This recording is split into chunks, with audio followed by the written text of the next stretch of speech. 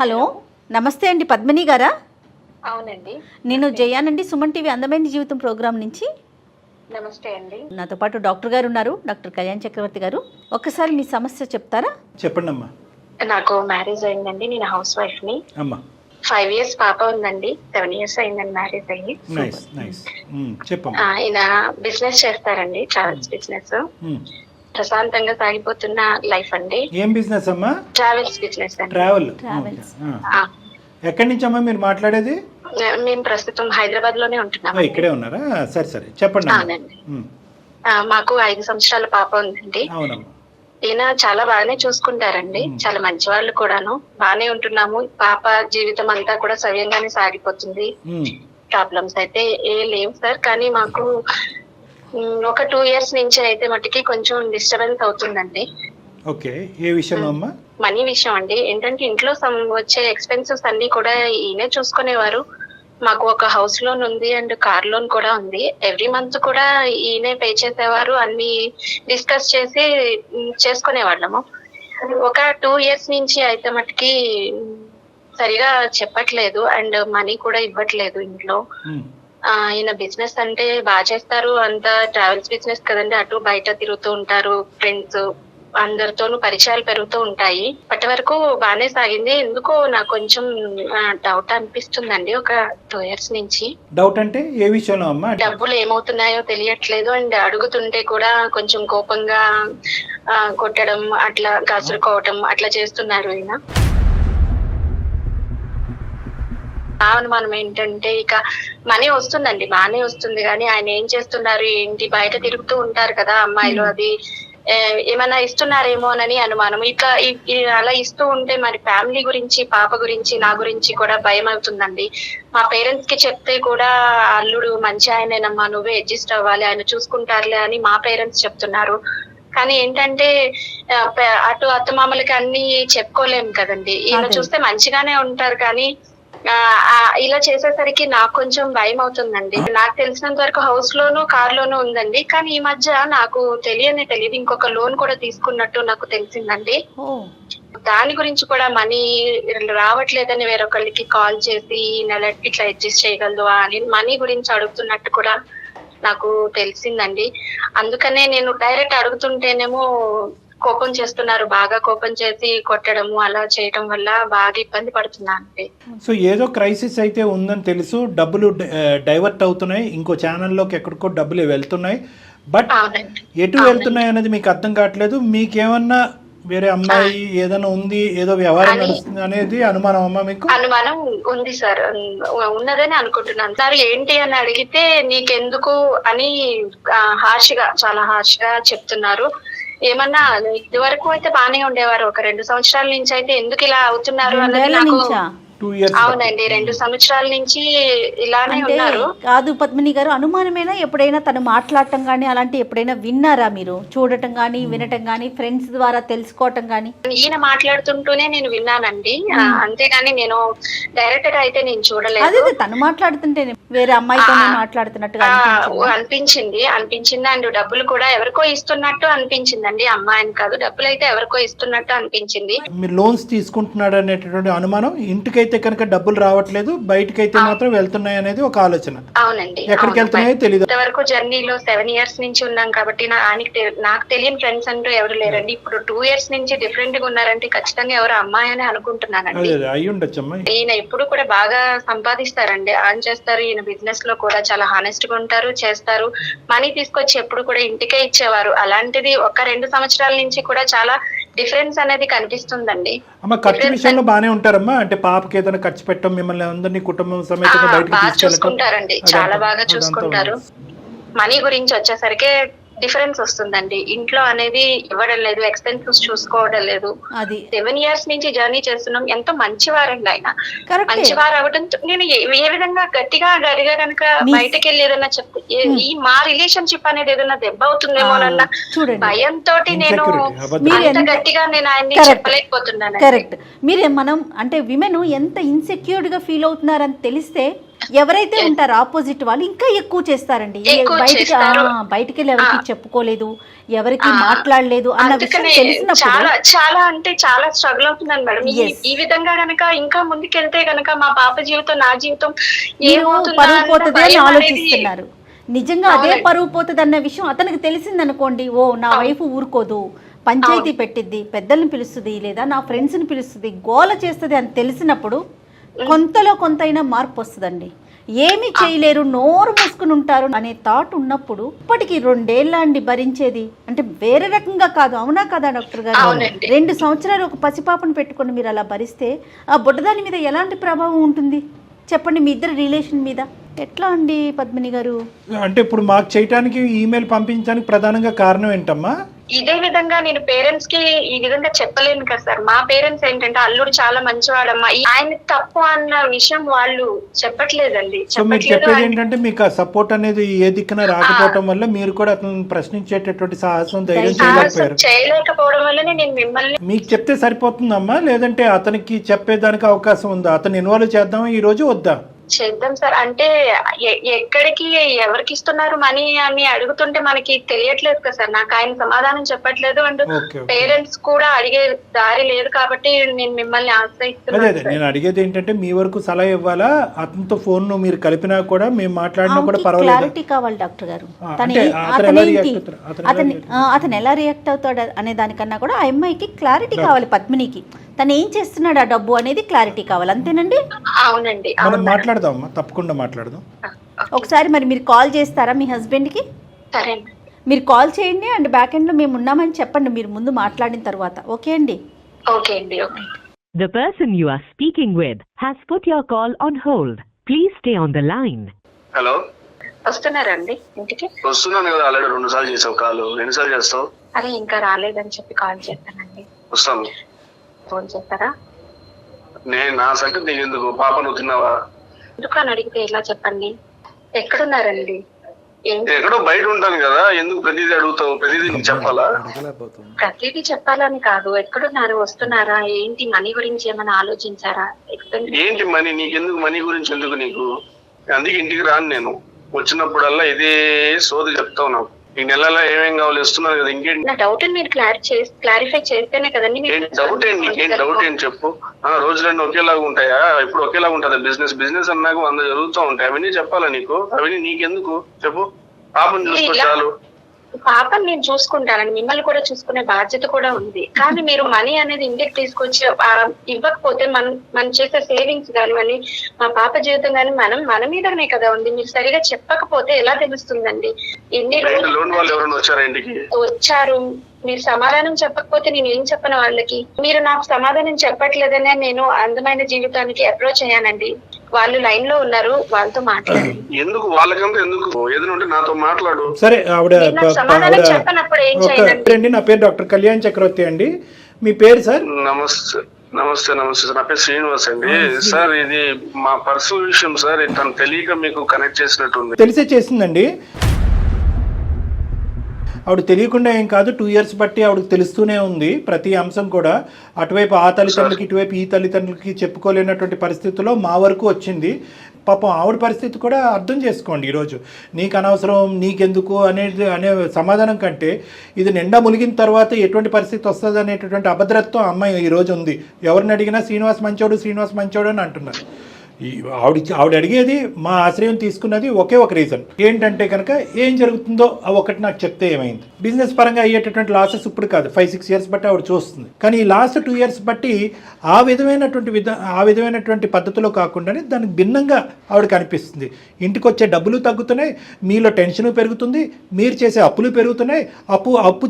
అప్పు తీసుకున్నటువంటి ఎవరి దగ్గర నుంచి అయితే మీరు అప్పు తీసుకున్నారో వాళ్ళు వచ్చి రకరకాల ప్రశ్నలతో ఇంటి మీదకి రావటం జరుగుతుంది. ఇదంతా కూడా ఒక పీస్ఫుల్ లేనటువంటి ఒక అట్మాస్ఫియర్ కింద మారిపోతుందని చెప్పి ఆవిడ బాధపడుతున్నారు. కాబట్టి మా యొక్క అంటే ఏమన్నా ఉంటే కనుక మేము వినటానికి రెడీగానే ఉన్నాం, ఆవిడకి ఎక్స్ప్లెయిన్ చేయడానికి కూడా రెడీగా ఉన్నాం. అలాంటిది ఏమన్నా ఉంటే చెప్పండి శ్రీనివాస్ గారు. చెప్పాల్సిన అవసరం నాకు లేదు. ఇప్పుడు నేను తనకి చెప్పి మీకెందుకు చెప్పాలి సార్? నేను అండి, నేను జయాని, సుమన్ టీవీ నుండి అండి. డెఫినెట్గా ఒక భార్యాభర్తల మధ్య జరుగుతున్న చిన్న చిన్న ఇష్యూలు కానీ పెద్ద ఇష్యూలు కానీ అసలు జరుగుతున్న ఇష్యూలో మధ్యలో రావడానికి ఎవ్వరికీ టైం లేదండి. అంత ఇంట్రెస్ట్ కూడా ముఖ్యంగా నాకు అండ్ డాక్టర్ కళ్యాణ్ చక్రవర్తి గారికి అస్సలు లేదు. కానీ మీ భార్యకి ఏం చెయ్యాలో అర్థం కాక, ఎటు పోవాలో పాలు తోచక, దిక్కు తోచక మమ్మల్ని ఆశ్రయించారు, మాకు మెయిల్ పెట్టారు, నాకు ఒక సొల్యూషన్ చూపించండి, దీన్ని బట్టి నేను ఫర్దర్గా ఆలోచిస్తాను అని. కాబట్టి మేము మాట్లాడటం జరుగుతుందండి, డాక్టర్ గారు కానీ నేను కానీ. శ్రీనివాస్ గారు, మీరు అంత సింపుల్ గా లెక్క తేల్చేయద్దండి. నిజంగా చెప్పేది మీ 4 గోళ్ల మధ్యన తేల్చుకునేటటువంటి పరిస్థితి ఉంటే కనుక మీరు 2 years వరకు నాంచర్ ఈ సబ్జెక్ట్ ని అడిగితే విపరీతమైనటువంటి కోపం, ఇంకొద్దిగా అడిగితే చేయలేకటం కూడా జరుగుతుంది. సో ఇక్కడ ఏంటంటే చాలా భిన్నమైనటువంటి శ్రీనివాస్ నేను చూస్తున్నాను అనేటువంటి అంశం అమ్మాయి చెప్తుంది. సో మేము చూసుకుంటాం అంటే ఏమీ చూసుకోరు, ఏమీ లేకుండా అరే సరే శ్రీనివాస్ గారు అని ఫోన్ పెట్టేస్తే కనుక మళ్ళీ నాంచర్ ధోరణి అనేటువంటిది ఇలాగే కొనసాగుతుంది. దయచేసి మాకు కోఆపరేట్ చేయండి, ఒక 5 minutes మాట్లాడండి. ఉన్నది ఉన్నట్టు చెప్పండి, ఏమవుతుంది, ఆ డబ్బు ఏమవుతుంది? సరే ఏం మాట్లాడమంటారు సార్? ఇప్పుడు అవన్నీ ఫైనాన్సెస్ కదా, ఇప్పుడు నా బిజినెస్ విషయాలన్నీ నాకు తెలుస్తాయి, మీకు ఎలా తెలుస్తాయి సార్? మాకు తెలియదండి. తెలీదు. కానీ ఒక్క అనుమానం అయితే కనుక చివరిగా అమ్మాయి మీకు కనెక్ట్ చేసే ముందు ఒక మాట ఏమని చెప్పింది అంటే కనుక, మగవాళ్ళు అయితే ఎవరూ లేరండి, ఎందుకంటే నాకు తెలిసినటువంటి అతను మగ స్నేహితులు, అతని పరిచయాలన్నీ కూడా నాకు తెలుసు. సీక్రెట్గా ఆడవాళ్ళు ఎవరిని ఇతను పరిచయం అయ్యారనేటటువంటి అభద్రత అనే ఇన్సెక్యూరిటీ నాకు వస్తుందండి. మరి అదే సబ్జెక్ట్ నిజమైతే కనుక మరి నన్ను నేను కాపాడుకోవాలి కదండి, మరి నన్ను ఎక్కడ పోమంటారని అందాం. ఆ అమ్మాయిని ఎక్కడికి వెళ్ళమందాం? మరి అదే సబ్జెక్ట్ ఏమో అని మాకు అనుమానంగా ఉంది. మరి అమ్మాయిని ఎక్కడికన్నా వెళ్ళి తన బాధని చెప్పుకోమందామా? అమ్మాయిలు ఉన్నారని చెప్పి డౌట్ పడుతుంది. మరి అంతే కదండి. ఇంకేంటండి ఇప్పుడు నాకు అమ్మాయిలతో తిరిగేంత టైం నాకెక్కడ ఉంది సార్? అందుగురించే సార్, మీకు టైం ఉందో లేదో మాకేం తెలుసు. మేము అడిగేది ఏంటంటే ఇలాంటి లేనిపోని అనుమానాలు రాకూడదు అనుకుంటే కనుక ఉన్నది ఉన్నట్టుగా విడమర్చి మాట్లాడుకోండి, ట్రాన్స్పరెంట్ గా అయిపోతుంది. 4 గోడల మధ్య ఏం తెలియదు, తను ఏం చెప్తాను నమ్ముతారా మీరు? శ్రీనివాస్ గారు, నమ్మే వాళ్ళు అయితే మీకెందుకు ఫోన్ చేస్తాము, మిమ్మల్ని ఎందుకు మాట్లాడమంటాము? ఇలాంటి లేనిపోని అనుమానాలు మనస్పర్ధలు వస్తాయి కాబట్టి ఉన్నది ఉన్నట్టుగా మాట్లాడేసుకుంటే లేని డౌట్స్ రావు అని అంటున్నాం. మిమ్మల్ని ఒరిజినాలిటీ ఏంటన్నది అడుగుతున్నాం, మేమేం నమ్మట్లేదు. ఏ విధంగా పోతున్నాయి ఈ డబ్బులన్నీ బయటకు అనేది ఒకసారి అమ్మాయికి క్లారిటీ ఇవ్వండి. సరే సార్, తను ఇంత డిస్టర్బ్ అవుతుందనే విషయం నాకు తెలియదు. జరిగింది ఏంటంటే నాకు ఒక ఫ్రెండ్ ఉన్నాడు సార్. సో అమ్మాయి అయితే కాదు, అమ్మాయి సబ్జెక్ట్ అయితే కాదు, అమ్మాయి కాదు సార్. డౌట్ పడడంలో తప్పులేదు, ఓకే. నాకైతే ఎవరు లేరు సార్, నాకున్నది ఒక ఫ్రెండ్. వాడు నాకు కొన్ని సంవత్సరాలుగా తనకు కూడా తెలుసు నా ఫ్రెండ్ ఎవరు. బట్ కాకపోతే తనతో నేను షేర్ చేసుకోలేదు తన గురించి, తనకున్న ప్రాబ్లం గురించి. తను నాకు చాలా సార్లు నా బిజినెస్ లో నాకు హెల్ప్ చేశాడు. సో ప్రజెంట్ ఇప్పుడు ఏంటంటే తనకు ఒక బిజినెస్ స్టార్ట్అప్ కంపెనీకి నేను కొద్దిగా హెల్ప్ చేశాను. అది 5 lakhs కాస్త 10 lakhs 20 lakhs దాకా అయింది. సో నేను ఏంటంటే అది నాకు రీఫండ్ అవ్వలేదు. సో దాంతో నాకు ఈఎంఐస్ అన్ని స్టక్ అయిపోయాయి. నేను తనకి చెప్తే తను ఎక్కడ టెన్షన్ పడుతుందని నేను చెప్పలేకపోతున్నా తనకి. సో నేను చెప్పలేనంత మాత్రాన, ఆ టెన్షన్స్ లో ఇంటికి సరిగా రాలేనంత మాత్రాన, తనతో మాట్లాడలేక ఉన్నంత మాత్రాన నాకు ఎవరో బయట అమ్మాయితో సంబంధం ఉందని ఎలా డిసైడ్ చేస్తారు తను? అంటే ఒక రోజు 2 రోజులు కాదు కదండి. ఇప్పుడు ఏమండి మీరు చెప్పినా కూడా అమ్మాయి అనుమానం పడితే కనుక అది వేరే విషయం. మీరు చెప్పకుండా అంత కోపం తెచ్చేసుకుని చిరాకు తెచ్చేసుకుని చెయ్యే ఎత్తుతున్నారు అంటే కనుక ఆ అమ్మాయి దీని వెనకాతల బాహుబలి అంత కథ ఉంది అని అనుకుంటది, కానీ తగు ఉండదని అనుకుంటారు.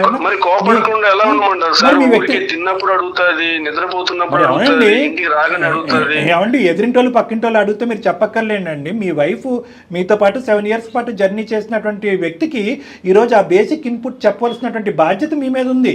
ఇప్పుడు నేను ఇంత తప్పు చేశాను చెప్తే తను టెన్షన్ పడుతుంది. ప్లస్ నా ఫ్రెండ్ ఏం తప్పు చేశారు ఇప్పుడు? Okay, let us come to the point అండి. ఎంత తప్పు చేశారు, ఎంతవరకు మీ ఫ్రెండ్కి సహాయం చేశారు?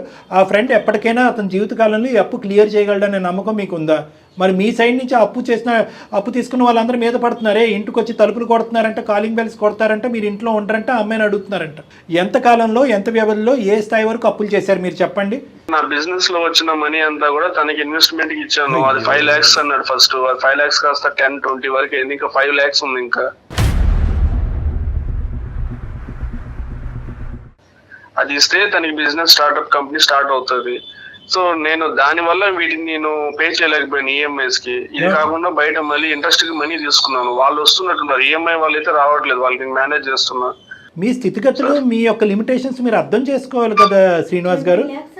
ఏంటండి మీరు 20-25 ల్యాక్స్ ఇస్తారు, 25 ల్యాక్స్ కన్నా అది కామా కానీ ఫుల్ స్టాప్ పడుతుందా? ఇంకా అలా నడుస్తూనే ఉంటుందా? మీ ఫ్రెండ్ మిమ్మల్ని అడ్వాంటేజ్ తీసుకోవట్లేదని మనం ఎలా అనుకుంటాం? మీ పరిస్థితి ఏంటి అన్నది మీ ఫ్రెండ్ తెలుసు, మీరు ఒక మధ్యతరగతి కుటుంబం అని తెలుసు, మీకు ఎంత ఈఎంఐలు ఉన్నాయన్నది తెలుసు, మీరు మీ వైఫ్కి తెలియకుండా ఇక్కడ అతను హెల్ప్ చేస్తున్నారనేది తెలుసు. మరి ఇన్ని తెలిసినటువంటి వ్యక్తి ఒరే బాబు ఫస్ట్ నీ కష్టం నీ నష్టం చూసుకో, తర్వాత నా వరకు వద్దిగానని చెప్పి ఆ మాత్రం బేసిక్ చెప్పట్లేదు ఆ అబ్బాయి. మీ దగ్గర నుంచి ఎంత వస్తే అంత తీసేసుకోవటమేనా అబ్బాయి? మంచి స్నేహమే, మీ స్నేహం బలమైనటువంటి స్నేహమే. కానీ ఈరోజు అతను మనసులో ఇంకో దుర్బుద్ధి పుట్టినా, లేదంటే మీ అప్పు తీర్చలేని పరిస్థితి వస్తే కనుక మీరు మీ ఫ్యామిలీ రోడ్డు మీద పడరండి. ఫ్రెండ్ కోసం ఒక 20 lakhs ఇచ్చాను, 5 lakhs ఇంకా ఇవ్వాలి, తన లైఫ్ నేను సెటిల్ చేయాలి అని అంత విధంగా చెప్తున్నారు కదా. మరి మిమ్మల్ని నమ్ముకుని వచ్చిన మీ భార్యని మీ పాపని పక్కన పెడితే ఎలా అండి? ఇలా మాట్లాడతామని నీకు ఇన్ని రోజులు నేను చెప్పలేదు. ఇప్పుడు ఒకటి చెప్తాను, మీ వరకు ఉంటే ఓకే, భార్య వరకు పిల్లల్ని డిస్టర్బ్ చేస్తున్నంత వస్తుంది అంటే అది నిజంగా పీక్ స్టేజ్ కి వెళ్ళినట్టే అని నాకు అర్థం అవుతుందండి. బిజినెస్ నాకు అంత అర్థం కాకపోవచ్చు, మీకు అంత బిజినెస్ అర్థం కాకపోవచ్చు, కానీ ఫ్యామిలీకి వాళ్ళు ఇంటికి వచ్చి డిస్టర్బ్ చేస్తున్నారంటే మీరు ఏ రేంజ్ లో అప్పు చేస్తున్నారు అన్నది కొంచెం అవగాహన అయితే వస్తుందండి. అవును, ఫ్యామిలీ నీకేనా, నా ఫ్యామిలీ కాదు అది. మీరు అనుకుంటే ఇంతవరకు వెళ్ళారు కదండి. ఇక్కడ ఏంటంటే మనందరికి ఒక హ్యాపీ థింగ్ ఏంటంటే ఇంకొక గర్ల్ ఫ్రెండ్ లేదు, ఇంకో ఇష్యూ లేదు, ఇంకో గర్ల్ ఫ్రెండ్ లేదు అనేటటువంటిది చాలా హ్యాపీ. అట్లీస్ట్ దట్ షోస్ అదేంటంటే కనుక ఎందుకు ప్రపంచంలో అందరికీ కూడా అటువైపు ఉండేటట్టు వాళ్ళ అమ్మ నాన్నకైనా మీ అమ్మ నాన్నకైనా ఈ రోజు కూడా ఆ అమ్మాయి ఈ సబ్జెక్ట్ బయటకు ఎందుకు తీసుకెళ్ళలేదు అంటే కనుక శ్రీనివాస్ యొక్క మంచితనం క్యారెక్టరు అలాంటిది. కానీ ఈ మంచితనం కాస్త అతి మంచితనం అవుతుందా? ఈ అతి మంచితనాన్ని ఎవరైనా అడ్వాంటేజ్ తీసుకుంటున్నారా? ఈరోజు మీ టెన్షన్ ఏంటి? ఏదో అన్నారు సామెత, ఇంట గెలిచి రచ్చగలమన్నారని. మీరు ఈ కాన్ఫిడెన్స్ ఏదైతే ఉందో సార్, నేను తీరుస్తాను కదా అనేటటువంటిది మీరు ఎలా వెళ్తున్నారంటే కనుక ఒకేసారి 25 lakhsకి వెళ్ళట్లే, 2, 3, 4 అని చెప్పి వెళ్ళిపోతున్నారు. మీ బ్యాక్గ్రౌండ్లో మీకున్న లోడ్ మీకు అర్థం కావట్లేదు. ఎదుర్కొంటే మీ ఫ్రెండ్ యొక్క బాధ కనిపిస్తుంది, కానీ అప్పుడు ఏదో అతను మీకు హెల్ప్ చేసినటువంటి అవి రెండు ఆ ఇమాజినరీ థింగ్స్ కనిపిస్తున్నాయి, కానీ మీ వెనకతలు పెరుగుతున్నటువంటి ఆ బ్యాగేజ్, ఆ బర్డెన్ అనేది మీకు అర్థం కావట్లేదు. ఇది చేయొద్దని అనట్లేదండి. ఏ స్నేహితుడి కన్నా ప్రాణ స్నేహితుడు అంటాడు, కరెక్టే, అతను మీ ప్రాణం మీ స్నేహితుడు రెండు మనం కాదనలేదు, చెయ్యండి. కానీ ఇక్కడ వస్తున్నటువంటి ప్రాబ్లం ఏంటంటే నా కుటుంబానికి నేను ఏం చేస్తున్నాను, ఏం చేయలేకపోతున్నాను. ఒక 2 years పాటు వీళ్ళందరికీ కూడా ఒక ఫైనాన్షియల్ కన్స్ట్రెంట్ అనేది ఏర్పడింది, ఇందులో ఇంత సఫర్ అవుతున్నారు. ఇదే అప్పు ఇంకో 2 years పాటు నేను తీర్చలేకపోతే, మా ఫ్రెండ్ నాకు తీర్చలేనటువంటి పరిస్థితుల్లో నేను ఈ 10 రూపాయల అప్పులగాళ్ళకి తీర్చలేకపోతే నా పరిస్థితి ఏంటి అనేది మీ పాయింట్ ఆఫ్ వ్యూలో మీ ఫ్యామిలీ వైపు మీరు చూడలేకపోతున్నారు. మీకు స్థాయికి మించినటువంటిది ఇది బ్రాకెట్లో పెట్టుకోండి. ఎప్పుడైనా జీవితకాలంలో 25 lakhs ఒకే దెబ్బకి మీరు చూసారా? మీ జీవితకాలంలో 25 lakhs ఒక మధ్యతరగతి కుటుంబం ట్రావెల్ బిజినెస్ అంటే కంటే ఎంత ఒడిదొడుకులు ఉంటాయి, ఎంత పైకి కిందకు ఉంటుంది. నాకు తెలిసినంత వరకు ట్రావెల్ బిజినెస్లో ఉండేటటువంటి ఎంతోమంది పేషెంట్స్ నేను చూశానండి. ఎంత నష్టాలు మేడం, ఎంత భయంకరమైన పరిస్థితి. ఒక బండి ఇంట్లోంచి బయటకు వెళ్ళినా కూడా టెన్షన్ ఉంటుంది, అది ఎప్పుడు వస్తుందో తెలియదు. రోడ్డు మీద తిరిగేది కదా, ఈరోజు మార్కెట్ నడుస్తుందో లేదో తెలియదు, మన కాంపిటీషన్ ఎలా ఉంటుందో తెలీదు. అది చెప్పాలా శ్రీనివాస్ గారు మేము మీకు? ఈరోజు మీ భార్య పిల్లలు ఆగమ్య గోచరంలో ఉన్నారు. నేను మీ స్నేహితుడు చెడ్డోడని అనట్లేదు, కానీ మీ సిచ్యువేషన్ అర్థం చేసుకోకుండా ఏటీఎంలోంచి డబ్బులు వస్తున్నటువంటి విధంగా అతను తీసేసుకుంటున్నాడు. ఖచ్చితంగా ప్రాణ స్నేహితుడు అంటే కనుక రెండు వైపులు చూడాలండి. అతనికి జరిగిన నష్టాన్ని చూడాలి, ఇటువంటి స్నేహితుడి మీద పడినటువంటి భారాన్ని చూడాలి. అటువంటి వ్యక్తి అసలు సిసలైనటువంటి ప్రాణ స్నేహితుడు. సార్ ఇప్పుడున్న కండిషన్ లో నేను తప్ప వాడికంటే ఎవరు లేదు సార్, వాళ్ళ వైఫ్ పిల్లలు. అదే చెప్తున్నాను కదా, మీ మంచితనంలో ఉన్న ఒక పెద్ద బ్రాకెట్ లో ఉన్న కండిషన్ ఏంటంటే కనుక ఈ మంచితనం కాస్త అతి మంచితనం అయ్యి నేనే నాదుడిని, నేనే దేవుణ్ణి, నేనుంటేనే అతను బతుకుతాడు, లేదంటే లేదని అనుకుంటున్నారు. తనకు మించిన ధర్మం మొదటి చెడ్డ బేరం అంటారండి. ఫ్రెండ్ ఓకే, మీకు రిటర్న్స్ ఏంటి, దానికి ఆప్షన్ ఏంటి? ప్రాఫిట్స్ వస్తాయి కదా సార్, దాంట్లో నాకు షేర్ ఇస్తాను. ఫౌండేషన్ లేదు కానీ 7 అంతస్తులు లేపేశారు బిల్డింగ్ ని. ఇక్కడ ఫౌండేషన్ లేదు, కంపెనీ ఆలీ లేదు, సూలీ లేదు, కొడుకు పేరు సోమలింగం అన్నట్టు. ఏమండి ఆ అబ్బాయి కంపెనీ పెట్టేది, ఆ కంపెనీకి ఇంకా ఎంతవరకు మీరు పెట్టుబడి పెట్టాలి అనేటటువంటిది ఇన్పుట్ మెజరే లేనప్పుడు మీరు ఏకంగా అవుట్పుట్ మెజర్ గురించి ఆలోచించేస్తున్నారు. లెక్కపత్రం అనేది ఉంటుంది, ఎంత ఇస్తున్నాము, ఎలా వస్తుంది, ఎలా తీరుస్తాము. ఒక పేపర్ తీసుకుని గీయండి, మూడు కాలమ్స్లో ఎంత అడుగుతున్నాడు, ఎంత మనం తీసుకున్నాం, ఫైనల్గా వడ్డీ ఎంత అవుతుంది. మీకు జయ మేడం చాలా మంచి ప్రశ్న అడిగారు. అప్పు తీసుకుంటున్నారు, ఇస్తున్నారు, తీర్చే మార్గాన్ని కూడా మీరు ఎంచుకోండి. Everything is in the dark including your self. ఇక్కడ డార్క్నెస్ లో లేనటువంటి వ్యక్తి ఎవరన్నా ఉన్నాడంటే మీ స్నేహితుడు. అదే ఎందుకంటే కదా. డబ్బులు వస్తున్నాయి, Bright ఇంకో ఉన్నాడు అతను. 25 వరకు వచ్చిన తర్వాత కూడా అంటాడు, చూడండి నేను రాసిస్తాను కావాలంటే, మరి ఇంకో 2.5 ఇంకో 5తో సరిపెట్టేసుకుంటాను, ఇంకా అయిపోద్ది క్లోజ్ అంటాడు. సో అతను చాలా క్లియర్, అతను చాలా వెలుగులో ఉన్నాడు, డబ్బుల మధ్యలో ఉన్నాడు అతను. ఆ బిజినెస్ సక్సెస్ అవ్వాలని మనం కోరుకుంటున్నాం దేవుడి దయ వల్ల. మరి అతని బిజినెస్ సక్సెస్ అవ్వాలని మనం కోరుకోవాలి. అతని కర్మకాలు కాదు, మన కర్మకాలు. అది పోయింది అనుకోండి, అయిపోయింది. ఎప్పుడైతే బిజినెస్ స్టార్ట్ చేయాలని చూసాడో, నేను మనీ ఇవ్వడం స్టార్ట్ చేసినప్పటి నుంచి వాళ్ళ వైఫ్ మధ్యలో వెళ్ళిపోవడము, పిల్లల్ని తీసుకొని మళ్ళీ వాడు హ్యాపీగా ఉండాలని. సార్ కాలం కాల్సి రాకపోతే అన్నీ జరుగుతుంది సార్. ఈ రోజు నిజంగా ఇదో 35, 45 లేదంటే 50 దగ్గర వచ్చుంటే కనుక ఇంకో విధంగా మాట్లాడుకోలేము. చాలే తల్లి, మీ ఆయన చేసిన అప్పుకి మేము ఎలా బాధ్యులు అవుతాం, మేమేం చేయలేమని చెప్పి ఫోన్ పెట్టేసాం. ఇప్పటికి కూడా మించిపోయినటువంటిది ఏం లేదు. నన్నేమన్నా దీనికి పరిష్కారం సలహా ఇమ్మంటే నేను ఇస్తా. మీలాగా చెప్పే పర్సన్స్ ఎవరు లేదు సార్. నాకు తోచిన చేసుకుంటూ వెళ్ళాను. సఫర్ అవుతున్నాము. పద్మిని గారు, ఒక స్నేహితుడు తన జీవితాన్ని, తన కుటుంబాన్ని కాపాడేటటువంటి ప్రయత్నంలో చేతి జబ్బలు తిన్నది అంటే కనుక చాలా దురదృష్టకరమైన పరిస్థితి. అది కూడా అతని ఇమోషన్ కోల్పోవటం వల్ల జరిగింది. సో ఒక మంచిగా ఉండేటటువంటి ఒక వ్యక్తి ఇలాగా మారుతున్నాడు అంటే దాని వెనకట్ల బలమైన కారణం ఉందన్నట్టుగా నేను జయ మేడం అనుకున్నా. ఒక స్త్రీ ఉందేమో అని అనుకున్నా, అది కాదని తేలిపోయింది. సంతోషం. మీ ఫ్రెండ్ని ఇలా గోప్యంగా సీక్రెట్గా ఉంచకండి. పాయింట్ నెంబర్ 1, ఏ ఫ్రెండ్ అయితే కనుక ఏ అవసరం ఉందో, ఏ అవసరం కొద్ది శ్రీనివాస్ యొక్క చేయి పట్టుకుని డబ్బులు తీసుకుంటున్నాడో అదే డబ్బులు తీసుకునేటటువంటి ప్రయత్నం భార్యాభర్తలు ఇద్దరి దగ్గర నుంచి తీసుకోవాలి, కానీ ఒక్కరి దగ్గర నుంచి తీసుకోకూడదు. ఇది అతనికి బాగా అర్థం అవుతుంది. ఎందుకంటే కనుక ఈరోజు ఈ స్థాయిలో మీ భార్య దగ్గర నుంచి గోప్యంగా ఎందుకు ఉంచాలి? ఉంచకూడదు. ఒరే, నీ పిల్లానికి చెప్పిస్తున్నావు, నాకు మీ భార్యకి తెలియకుండా ఏది ఇవ్వద్దు, ఎందుకంటే ఇది నీ కష్టార్జితం. నువ్వు ఎవరి దగ్గర అప్పు తీసుకుంటున్నావు, మీ ఆవిడ అవమాన పాలవుతుంది. రేపొద్దున నా జీవితం కూడా ఆగమ్య గోచరం అయిపోయి నా పిల్లం పిల్లలు వెళ్ళిపోయినట్టుగా రేపొద్దున నీ భార్య నీ కూతురు వెళ్ళిపోతే కనుక బాగుండదురా అని అతను చెప్పాలి. ఎంతవరకు ఇచ్చారనేది ఇక్కడ వరకు ఫుల్ స్టాప్ పెట్టండి. తర్వాత ఇవ్వద్దా డాక్టర్ గారు అంటే కనుక ఇచ్చింది చాలు ప్లీజ్. ఇది మీ స్తోమతకి మించినటువంటి సబ్జెక్ట్ కాబట్టి మొహమాటం లేకుండా, ఇంకొక ఆలోచన లేకుండా, మీ ఫ్రెండ్ అవసరం నాకేంటో తెలియకుండా నేను ఒకటే చెప్తున్నాను, please put a full stop. Next ఏంటి డాక్టర్ గారు అంటే 3 కాలమ్స్, 3 కాలమ్స్, 1, 2, 3. కాలం నెంబర్ 1 నిజంగా మీ ఫ్రెండ్ యొక్క అవసరం ఎంత ఉంది. కాలం నెంబర్ 2 సోర్స్ ఆఫ్ ఇన్కమ్ ఏంటి.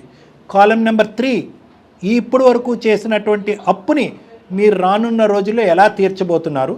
ఆ అప్పుని మీరు తీరుస్తారా, మీ ఫ్రెండ్ తీరుస్తాడా. మీ భార్య ప్రస్తావన, అందమైన జీవితం ప్రస్తావన తేవద్దు. ఇది మీ మాటగా బయటికి రావాలి. మీరు ఎలా ఇచ్చారు సార్ ఈ అమౌంట్లన్నీ? సార్ ఇదంతా బ్యాంక్ ట్రాన్స్ఫర్ చేశాను సార్. అమ్మా, మంచి పని చేశారు. అంతవరకు అతనికి ఏం సోర్స్ ఆఫ్ ఇన్కమ్ కానీ ఏమైనా సోర్స్ ప్రాపర్టీ? ఆఫ్ ఇన్కమ్ అంటే తనకు ఒక ప్రాపర్టీ ఉంది సార్, శంషాబాద్ దగ్గర ఉంది ఒకటి. తనకి మ్యారేజ్ గిఫ్ట్ గా వాళ్ళ మామయ్య ఇచ్చారు. బట్ తనకు అది ఒకటే ఉంది సార్, తనకి అదంటూ ఇంకేం లేదు. దాన్ని కూడా అమ్మేస్తే తన రోడ్డు మీదకి వచ్చేస్తారు కదా సార్. అతను నిజమైనటువంటి స్వచ్ఛమైన స్నేహితుడు అయితే కనుక ఆ ప్రాపర్టీ డిస్పోజ్ చేసి అప్పు క్లియర్ చేయడం అంత శ్రేయస్కరమైనటువంటి సొల్యూషన్ ఏమీ లేదు. అతను ఆ ప్రాపర్టీ ఇతనికైనా రిజిస్టర్ చేయాలి ఆ అప్పు తీరేంత వరకు. లేదంటే ఆ ప్రాపర్టీని ఇమీడియట్గా మార్కెట్లో పెట్టి అమ్మేసి ఇతను అప్పుని తీర్చేటటువంటి ప్రయత్నం చేయాలి. నెక్స్ట్ మీరు ఏ రూపాయి పావులా ఇవ్వాలన్నా అతనికి ఇప్పుడున్నటువంటి బాకీకి, ఇందాక నేను లాస్ట్ కాలం చెప్పాను చూడండి, ఎవరు క్లియర్ చేస్తారు, ఎలా క్లియర్ చేస్తారు అనేది, అది ఇమీడియట్గా అది చల్లబడాలి. ఆ ఇష్యూ అతని ప్రాపర్టీ మీ పేరుని రిజిస్టర్ చేస్తాడా, లేదంటే అది అమ్మేసి 25 lakhs అప్పు ఇమీడియట్గా తీస్తాడా, మిగిలిన డబ్బులు తీసుకెళ్ళి అతని బిజినెస్లో పెట్టుకుంటాడా అనేది అతని ఇష్టం. కానీ ఇక్కడతో చాలు. చాలా ఇప్పటికే కూడా చాలా నష్టం జరిగింది. నిజంగా దేవుడికి నేను చేయమని ఏం దండం పెట్టుకుంటున్నాం అంటే ఆ ప్రాపర్టీ అమ్మేటటువంటి ఉద్దేశం నా మహానుభావుడు ఉండాలి. ఇప్పటికీ అమ్ముతా అన్నాడు సార్, నేనే వద్దు ఉంచుకోన్నాను సార్. అతను ఉంచుకున్నాడు.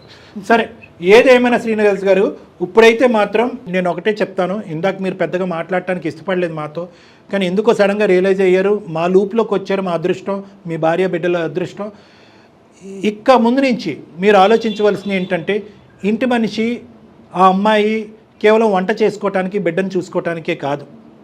నేను ఏదైనా ఆర్థికపరమైనటువంటి, మీకే కాదు, ఈ స్థాయి ఈ ప్లేస్లో ఉన్నటువంటి అందరు వైఫ్ అండ్ హస్బెండ్స్కి, కపుల్స్కి నేను ఒకటే చెప్తున్నాను, ట్రాన్స్పరెన్సీ ఈజ్ ఇంపార్టెంట్. నువ్వు చదువు లేదు, నీకు అర్థం కాదు, నువ్వు లేనిపోని ప్రశ్నలు అడుగుతానని అనుమానిస్తావు, ఇవన్నీ పక్కన పెట్టండి. ఒక బ్రెయిన్తో ఐడెంటిఫై చేయలేనటువంటి కొన్ని సొల్యూషన్స్, ఏమీ చదువుకోనటువంటి, వ్యాపార లావాదేవీలు తెలియనటువంటి, ఒక నాయివ్గా ఉండేటటువంటి ఇంట్లో ఉండే ఒక స్త్రీకి ఐడియాస్ రావచ్చు. వాళ్ళు ఒక సలహా ఇవ్వచ్చు, ఒక సూచన ఇవ్వచ్చు, ఒక 4 ప్రశ్నలు అడుగుతారు, 4 విధాలుగా అనుమానం పడతారు. కానీ it is always in the best interest. భార్యాభర్తలు ఇద్దరి యొక్క బెస్ట్ ఇంట్రెస్ట్లో ఏ ఇన్పుట్ అయినా షేర్ చేసుకోవటం అనేది మంచిది. ఇది మీ ఇద్దరికి కూడా నేను చెప్తున్నాను. మీ ఫ్రెండ్కి నేను సాయపడొద్దని అనలేదు, కానీ మీ భార్యకు తెలియకుండా సాయపడ్డారు చూడండి, అది కరెక్ట్ కాదు. మీ స్థాయికి మించి సాయపడ్డారు చూడండి, అది కరెక్ట్ కాదు. మీ భార్యని మీ పిల్లల్ని క్రైసిస్లో పెట్టి సాయపడ్డారు చూడండి, అది కరెక్ట్ కాదు. సో ఇవి మీరు అర్థం చేసుకోవాల్సినటువంటి ముఖ్యమైన విషయాలు. యా మేడం, మీరు ఈ క్రైసిస్ని ఇంకా డ్రాగ్ చేయొద్దు. ఇప్పుడు మనకి ఇమీడియట్గా ఉన్న సొల్యూషన్ ఏంటంటే అతనికి వెళ్ళి వాళ్ళ ఫ్రెండ్కి ఉన్న పరిస్థితులు చెప్పాలి. చెప్పిన తర్వాత ఆ ప్రాపర్టీ డిస్పోజ్ చేయడం కానీ అతని పేరుని చెప్పి రాయించుకోవడానికి. సో ఇక్కడి నుంచి ప్రయాణం మీ ఇద్దరిది. సో మీరిద్దరు కలిసి ప్రయాణం చేయాలి. మళ్ళీ ఈ సబ్జెక్ట్ మీద ఇంటికి వెళ్ళి తర్జన భర్జన కొట్లాడుకోకండి. ఓకే, రైట్ అండి. మొత్తానికి ముందు తను చాలా అగ్రెసివ్గా ఫీల్ అయినా కూడా మీరు అన్నట్లుగా కొంచెం మీ మాటలు విని తను ఒక ఆలోచన విధానం వచ్చింది చూడండి. ఇలా చాలా మంది ఉంటారు డాక్టర్ గారు కదండి. ఇదే ముందే చెప్పుంటే ఆ అబ్బాయి నాకు ఒక ప్రాణ స్నేహితుడు ఉన్నాడు, సో అండ్ సో, అమ్మాయికి తెలియని వ్యక్తి కాదంట, తెలుసంట అమ్మాయికి. సో ఆ అబ్బాయి కూడా ఇదే మాట తన భార్య చెప్తే ఆలోచించేవాడేమో ఆ రోజే. అంతే కదండి. అంతే మేడం, అంతే. రైట్ కళ్యాణ్ గారు, నమస్తే. నమస్తే మేడం.